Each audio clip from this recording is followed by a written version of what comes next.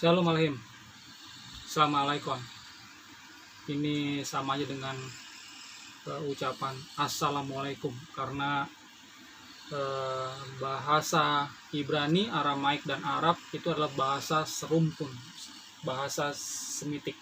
Jadi ada banyak kata-kata yang koknit, cara bacanya mirip-mirip ya, artinya sama gitu ya. Ada banyak gitu. Nah, ini ada hubungannya dengan topik yang akan kita bahas. Kita masuk ke dalam pembahasan apakah Allah itu nama, apakah harus dihapus di dalam Alkitab bahasa Indonesia gitu. Saya sering mendapatkan diskusi ya dari teman-teman, terutama dari teman-teman kalangan mesianik, sacred name, yang anti sekali dengan nama ini gitu ya. Jadi kalau saya mau bahas nih, saya jawab langsung deh, apakah Allah itu nama ya di dalam konteks ya bahasa Indonesia kita nih ya, itu adalah nama. Apakah harus dihapus dalam Alkitab? Ya tergantung. Kalau yang ada yang mau hapus gitu kan, tapi kalau yang enggak ya udah nggak apa-apa gitu. Tapi kalau mau sesuai dengan aturan tata bahasa Indonesia yang baik dan benar ya, kata Allah ini pastinya tidak ada di dalam Alkitab terjemahan Indonesia. Itu saya pastikan. Kalau ya penerjemahnya ngikutin, sekali lagi ngikutin ya aturan tata bahasa yang ada di Indonesia. Nah, kalau saya perhatiin ya, alasan dari LAI dan teman-teman yang masih mendukung kata Allah ini ada di dalam Alkitab ya, bukan cuma Alkitab, ada di dalam penyembahan, lagu-lagu gereja ya, dalam traktat-traktat pengajaran mereka tuh berpikir gini, orang Kristen di Arab itu ya menyebut Allah lebih dulu daripada orang Islam. Sebenarnya gini ya saudara-saudara, ini kita ngomongin Indonesia, bukan ngomongin Arab. Memang ya secara etimologi kata ini asalnya dari sana gitu ya. Nah, orang Kristen Arab itu nggak ada pilihan lain gitu ya kan. Aramaiknya Allah, Ibraninya adalah Eloah, El atau Elohim ya. Nah, di Arab itu apa? Nggak ada pilihan lain, cuma Allah. Makanya mereka pakai Allah. Mereka menyebut ini sebelum Islam ada di abad 7 ya. Jadi ya sah-sah aja buat mereka ya. Allah itu ya kalau diterjemahkan di dalam bahasa Inggris jadinya God ya. Sekali lagi, kalau di Aramaik Allah, di Ibrani El, Eloah atau Elohim. Nah, kalau di Yunani jadinya Theos gitu. Nah, begitu masuk ke dalam budaya Indonesia, ini yang jadi masalah ya. Ini jadi masalah di dalam bahasa Indonesia ya. Dulunya bahasa Melayu gitu ya. Sekarang ini ya, kalau penerjemah yang baik itu dia tuh ngelihat naskah sumbernya ya. Naskah sumbernya PL pakainya apa? Ibrani, Masoretik ya kan, abad 10. Oke, PB pakainya apa? Naskah Yunani ya kan. Oke, terjemahin ke Indonesia. Mestinya selain mereka ya punya kompetensi di dalam bahasa Ibrani, Yunani, mereka juga punya kompetensi di dalam bahasa Indonesia. Saya minta maaf ya, bukannya mendiskreditkan penerjemah LAI gitu. Saya bersyukur ya, sejak kecil saya baca dan akhirnya bertumbuh iman saya karena para penerjemah ini. Cuma ini sebagai masukan gitu ya buat teman-teman LAI. Saya juga selama 3 tahun penyembah Yahweh yang menentang gitu ya.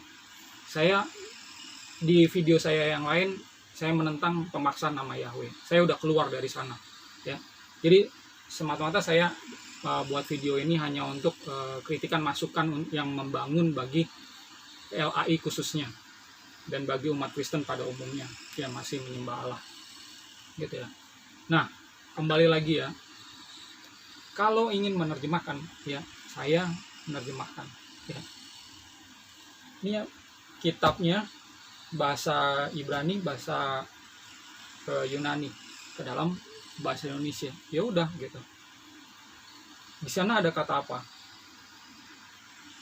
Kalau kata Theos, karena di Indonesia sudah ada kata Tuhan, jadinya Tuhan. Gitu.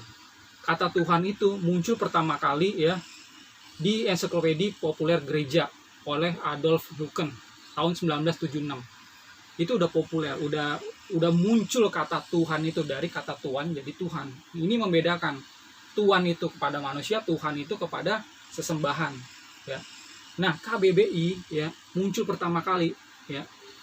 Kamus Besar Bahasa Indonesia itu 1988. Jadi ya, mari kita hormati ya para penyusun kamus ini ya. Inilah definisi yang menyatukan bangsa Indonesia. Jadi kalau ada perbedaan definisi, ngacunya tuh ke sini, ke KBBI ini, ke Kamus Besar Bahasa Indonesia. Ya. Kalau misalnya saya sebagai hamba Tuhan, ya, misalnya nih, Theos, saya ganti kucing, boleh-boleh aja gitu. Saya, istri saya, anak saya pakai sendiri. Jemaat saya kalau ada 10 juta, jemaat pakai gitu, menyembah kucing. Ya, dalam arti Theos gitu ya.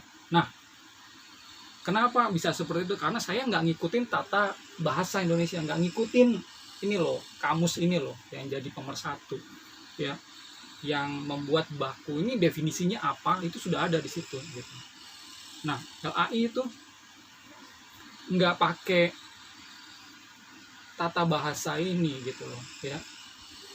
Kalau saya perhatiin ya, kenapa saya bilang gitu ya, di dalamnya itu ada kata Allah huruf besar semua, terus Allah A-nya doang, depannya kapital, lainnya kecil, lalu ada Allah semuanya huruf kecil. Nah, di dalam Alkitab LAI itu beda-beda artinya. Jadi LAI ini penerjemahnya membuat kamus sendiri untuk komunitasnya sendiri gitu. Karena komunitasnya banyak dan sudah lama pakai, akhirnya terbiasa. Hal yang salah ya karena sudah puluhan tahun digunakan, terbiasa salah dan dianggap benar gitu. Padahal ya itu keliru. Saya bilang keliru karena emang tata bahasa kita ya ada penggunaan huruf besar ya. Dalam judul kita buat huruf besar semua boleh gitu kan. Cuman artinya tetap huruf besar semua, huruf ada yang depannya aja huruf besar, yang lainnya huruf kecil, itu semuanya sama. Artinya tidak berubah. Sementara kalau di dalam LAI berubah-berubah. Ini yang berbeda gitu ya. Nah, jadi karena sudah ada kata Tuhan ya, mari kita hormati. Ini berbeda. Ya, dan beda konteks gitu loh, ya. Orang Arab, Kristen Arab sama Kristen di Indonesia. Kalau Kristen Indonesia sudah ada kata Tuhan. Ya, God itu gantinya adalah Tuhan di dalam bahasa Indonesia. Itu sudah ada sejak 1988 sebenarnya. Dan Kamus Besar Bahasa Indonesia ini kan udah terbit berapa edisi, di situ juga tetap gitu. Tuhan adalah sesuatu yang disembah oleh manusia gitu ya. God, Theos, Elohim, Eloah, Allah, itu semua satu ya, sinonim ya, sama semuanya. Kalau Allah ya Allah gitu, jadi nama di dalam Kamus Besar Bahasa Indonesia. Paham ya? Terus bagaimana kalau menerjemahkan Elohim gitu. Elohim itu kan ada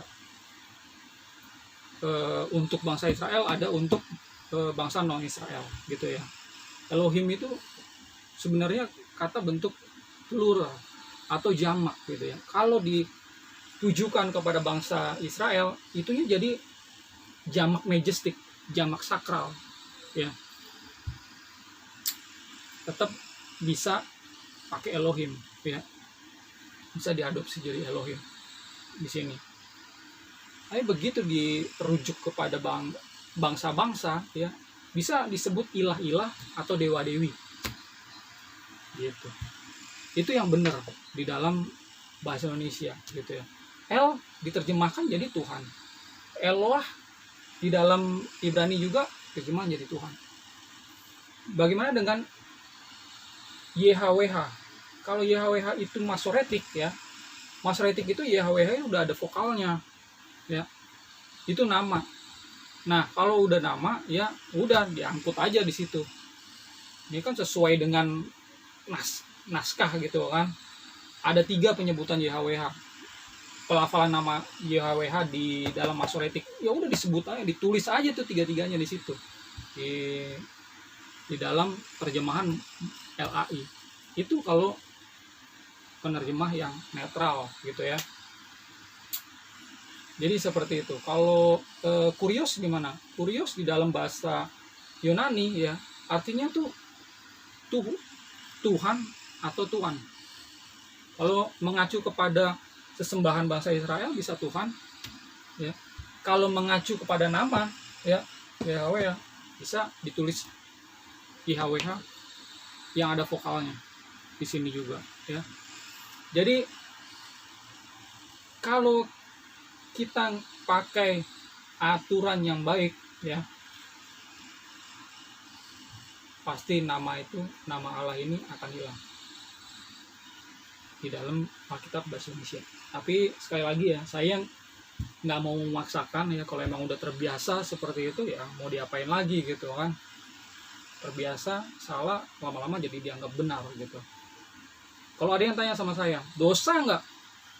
Saya bilang, oh ini nggak ada hubungannya sama dosa. Ya, mau menimba kayak orang Kristen aja di Arab ya. Saya tanya kan sama imam Koptik gitu ya tentang kata Allah ini, mereka menyembah Allah di dalam peribadatan gitu ya. Tapi ya Allah yang mereka sembah itu ya Allah yang ada di Alkitab ini, berbeda sama Allah yang lain gitu. Sama Allahnya Muslim mereka bilang itu berbeda gitu. Nah itu kepercayaan mereka. Jadi pada saat saudara-saudara Kristen di Indonesia menyembah Allah ya, mereka menyembah Allah yang saya yakin ada di Alkitab ini gitu ya. Dan buat saya ya it's okay ya, nggak ada masalah ya. Pada saat ya penerjemahan Alkitab ya sesuai kaidah bahasa Indonesia, baru ya bisa dibilang salah atau benar. Oke, itu aja dari saya. Kebetulan ada anak saya ini. Kembali lagi nanti lihat video-video saya yang lain di channel Nasrani Indonesia. Jangan lupa subscribe sama tekan tombol lonceng. Shalom alaikum.